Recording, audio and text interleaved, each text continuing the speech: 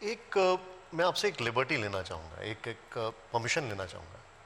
आपने इतनी सारी बातें बताई, एक बहुत स्ट्रॉन्ग वीकनेस बीजेपी की देखी जाती है, चाहे वो सेंटर में हो या अलग अलग स्टेट्स में। काम करते हैं लेकिन काम नीचे तक कम्युनिकेट नहीं हो पाता।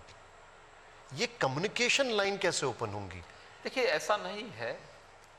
जो योजनाएं मैंने बताई हैं, मुझे लगता है कि उसको नीचे तक संगठन भी और प्रशासनिक तंत्र भी पहुंचाने का काम कर रहा है, करता भी है और कर भी रहा है। और उन सभी के बारे में मुझे लगता है आम जनमानस को जागरूक किए जाने की आवश्यकता है जी। और लोग उससे जो है एक बार योजनाओं के साथ जुड़ेंगे तो उसका लाभ भी लेंगे। आपने महिलाओं की बात की। आज अखिलेश जी थोड़ी देर पहले बैठे हुए थे, तो उन्होंने एक MY फैक्टर बताया, महिला और यूथ। यूथ ने आपको 18 से 25 की उम्र में 34% वोट दिया पिछले बार, जो कि एक बहुत बड़ा तबका है। ऐसा क्या किया गया है कि यूथ या फर्स्ट टाइम वोटर्स बीजेपी की तरफ देखें उत्तर प्रदेश में?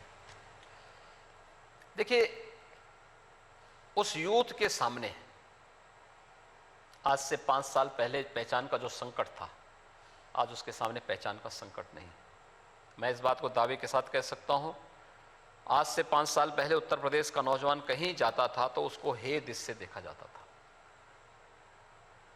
आज यूपी का नौजवान कहीं जाएगा देश के अंदर और दुनिया के अंदर, कहां से हैं? यूपी से हैं। उस नौजवान के प्रति एक सम्मान का भाव हर भारतीय के मन में जागृत होगा। अच्छा, यूपी से लोगों के मन में एक उसके चेहरे पे चमक देखने को मिलती है। सबसे पहली बात, उसको उसकी पहचान दिलाने में सरकार ने मदद की।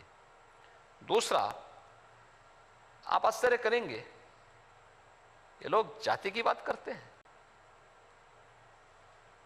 अखिलेश जी से पूछिए 2015-16 में ओबीसी के छात्रों को स्कॉलरशिप क्यों नहीं बन पाई थी? एससी के छात्रों की, अनुसूचित जाति के छात्रों की स्कॉलरशिप क्यों उन्होंने गायब कर दी? और 12 से लेकर के 17 के बीच में इन्होंने जितनी स्कॉलरशिप बांटी, हमारी सरकार उससे दुगने छात्रों को स्कॉलरशिप दे रही है। एक। दूसरा, उत्तर प्रदेश का छात्र अखिल भारतीय प्रतियोगी परीक्षाओं के लिए या राज्य से जुड़ी हुई प्रतियोगी परीक्षाओं के लिए या किसी भी अन्य प्रतियोगी परीक्षाओं के लिए तैयारी करना चाहता है, तो हमने अभ्युदय कोचिंग की एक व्यवस्था उन लोगों ने के लिए प्रारंभ की है। ये दोनों प्रकार की है, यह ऑनलाइन भी है और फिजिकली भी है। इसका व्यापक विस्तार किया जा रहा है। प्रदेश के अंदर पठन पाठन का एक माहौल दिया गया, बनाया गया। नौकरी पहले यहां बोली लगती थी नौकरियों को लेकर के, कोई नौजवान मेरिट के आधार पर नौकरी नहीं पा सकता था। लेकिन पिछले 4.5 वर्ष के दौरान 4.5 लाख नौजवानों को उत्तर प्रदेश के अंदर बिना भेदभाव के मेरिट के आधार पर नौकरी हमारी सरकार ने दिया। बहुत सारे युवा ऐसे थे जो सरकारी नौकरी नहीं चाहते थे, वे निजी क्षेत्र में काम करना चाहते थे। उन सभी नौजवानों के लिए भी हम लोगों ने प्रदेश के अंदर सुरक्षा का जो बेहतर वातावरण दिया, तो निजी निवेश के माध्यम से 1,61,00,000 नौजवानों को हमने निजी क्षेत्र में नौकरी और रोजगार के साथ जोड़ा। बहुत सारे ऐसे थे जो अपने परंपरागत उद्यम से जुड़े हुए थे, उन लोगों के लिए स्वतः रोजगार के लिए उनके पास पूंजी की कमी थी, हमने बैंकों के साथ उनको जोड़ा, शासन की योजनाओं के साथ जोड़ा, कहीं ODOP के साथ, कहीं विश्वकर्मा श्रम सम्मान के साथ, कहीं भी प्रधानमंत्री स्वरोजगार योजना के साथ, कहीं भी मुख्यमंत्री युवा स्वरोजगार योजना के माध्यम से अलग अलग योजनाओं से जोड़ा। 60 लाख ऐसे लोगों को हम लोग बैंकों से जोड़ करके आर्थिक स्वावलंबन की ओर उन्हें अग्रसर किए हैं। ये स्वतः रोजगार के साथ जोड़ा गया है। ये युवा है, उसकी पहचान दिलाना, उसकी नौकरी, उसके रोजगार, उसके लिए अच्छे संस्थान बनाना। आज हम उत्तर प्रदेश के अंदर 7 नए विश्वविद्यालय बना रहे हैं। अनुमान कर सकते हैं, हर जनपद में एक मेडिकल कॉलेज बनाने की ओर अग्रसर है। 75 जनपद हैं। जहां हम आए थे 1947 से 2016 तक केवल 12 मेडिकल कॉलेज बने थे 70 वर्षों में, और 4.5 वर्ष में उत्तर प्रदेश 75 जनपदों में एक एक मेडिकल कॉलेज देने की स्थिति में है। 7 नए मेडिकल कॉलेज, 7 नए विश्वविद्यालय।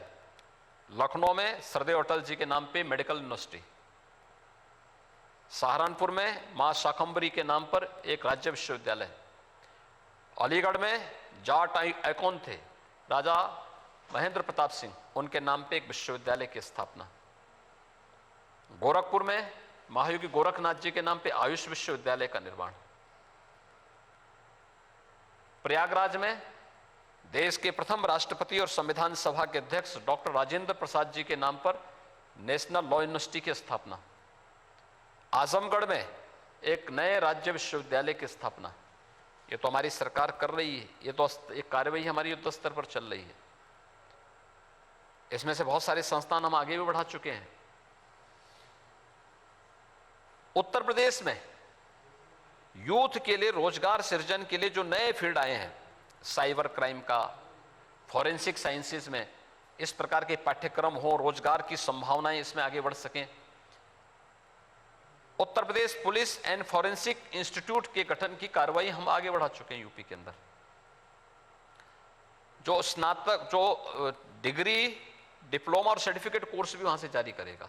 तो ये सारी चीजें, जब हम लोग आए थे केवल एक साइबर थाना यूपी में था 24 को, यानी उस समय प्रदेश की आबादी 20-22 करोड़ रही होगी, एक साइबर थाना। आज हम 18 साइबर थाना बना करके पूरे प्रदेश के अंदर साइबर अपराध को पूरी तरह समाप्त करने की दिशा में ठोस रणनीति आगे बढ़ा चुके हैं। तो ये प्रदेश सरकार के द्वारा किए जा रहे हुए प्रयास हैं जो सीधे सीधे यूथ को प्रभावित करता है और यूथ के सुनहरे भविष्य को अग्रसर करता है। और एक युवा अपने भविष्य के लिए काम करता है जी, देश के लिए काम करता है, वह गुंडा बवालियों के साथ नहीं जाता है। और जिन लोगों का पेशा गुंडागिर्दी है, जिनके संस्कार इस प्रकार की अराजकता से रंगे हुए हैं, मुझे लगता है कि कोई भी सभ्य और संस्कारित युवा उस प्रकार की अराजकता को न स्वीकार करेगा और न उसको, क्योंकि जानता है कि ये सभी गुंडागिर्दी उसके भविष्य में सबसे बड़ा ग्रहण है। तो इस प्रकार के राहु और केतु से वो पहले ही दूरी बनाता है। अड़ी सोमवार से शुक्रवार शाम 6 बजे सिर्फ TV9 भारतवर्ष पर।